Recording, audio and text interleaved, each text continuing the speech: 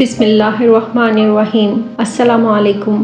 بنی اسرائیل کا ایک عابد ایک غار میں رہا کرتا تھا۔ وہ ساری دنیا سے بے نیاز ہر وقت اللہ تعالیٰ کی عبادت میں مشغول رہتا تھا۔ جنگل کے پھل کھاتا، چشمے سے وضو کرتا، دن کو روزہ رکھتا اور رات کے وقت اللہ تعالیٰ کی بارگاہ میں کھڑا نوافل ادا کرتا۔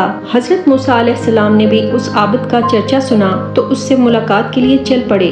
حضرت موسیٰ علیہ السلام دن کے وقت گئے تو عابد اللہ تعالیٰ کی عبادت میں مشغول تھا۔ اللہ کے نبی حضرت موسیٰ علیہ السلام اس عابد کو رات کے وقت ملنے گئے تو تب بھی وہ عبادت میں مصروف تھا۔ حضرت موسیٰ علیہ السلام اس کے پاس گئے، اسے سلام کیا اور اس سے کہا کہ اپنی جان پر کچھ نرمی اختیار کرو۔ اس عبادت گزار بندے نے جواب دیا، اے اللہ کے نبی، میں ہر وقت اللہ کی عبادت میں مصروف رہنا چاہتا ہوں تاکہ جب موت کا وقت آئے تو میں اللہ کی یاد سے غافل نہ ہوں۔ حضرت موسیٰ علیہ السلام نے اس شخص سے پوچھا کہ اللہ تعالیٰ کی بارگاہ میں جا رہا ہوں، اگر کوئی حاجت ہے تو بتا دو۔ عابد نے جواب دیا، اللہ تعالیٰ سے عرض کیجیے گا کہ اللہ تعالیٰ مجھے اپنی خوشنودی عطا کرے اور میرا دل صرف اللہ تعالیٰ کی طرف راغب ہو۔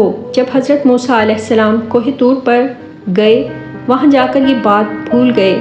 اللہ تعالیٰ نے حضرت موسیٰ علیہ السلام سے کہا، اے موسیٰ، میرے عابد کی بات بھول گئے ہو؟ حضرت موسیٰ علیہ السلام نے کہا، اے اللہ، تو بہتر جانتا ہے۔ اس نے مجھ سے کہا تھا کہ میں دعا کروں کہ تو اس سے راضی ہو جا اور اپنے علاوہ باقی سب کا خیال اس کے دل سے نکال دے۔ اللہ تعالیٰ نے فرمایا، اس سے کہنا کہ وہ جتنی چاہے عبادت کر لے، اپنے سابقہ گناہوں کی وجہ سے جہنم میں جائے گا۔ جب حضرت موسیٰ علیہ السلام نے اس عابد کو یہ کہا، اس نے کہا، میں اپنے رب کے فیصلے کو دل و جان سے منظور کرتا ہوں۔ یہ کہہ کر عابد رونے لگا اور حضرت موسیٰ علیہ السلام سے کہنے لگا کہ مجھے اللہ کے جلال کی قسم، اگر اللہ تعالیٰ مجھے دھتکار بھی دے تو بھی میں اس کے دروازے پر پڑا رہوں گا اور کبھی نہیں اٹھوں گا۔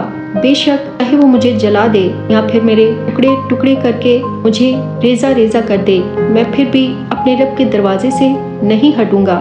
جب حضرت موسیٰ علیہ السلام دوبارہ اللہ تعالیٰ کی بارگاہ میں گئے، اللہ تعالیٰ کے سامنے اس عابد کا حال بیان کیا تو اللہ تعالیٰ نے کہا، جس کا مفہوم ہے میرے اس بندے سے کہہ دو کہ وہ جنت میں جائے گا، میں اس کی مغفرت فرما دوں گا کیونکہ اس نے میرے فیصلے کو دل و جان سے قبول کیا ہے۔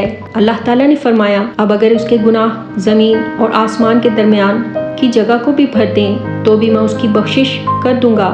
سبحان اللہ۔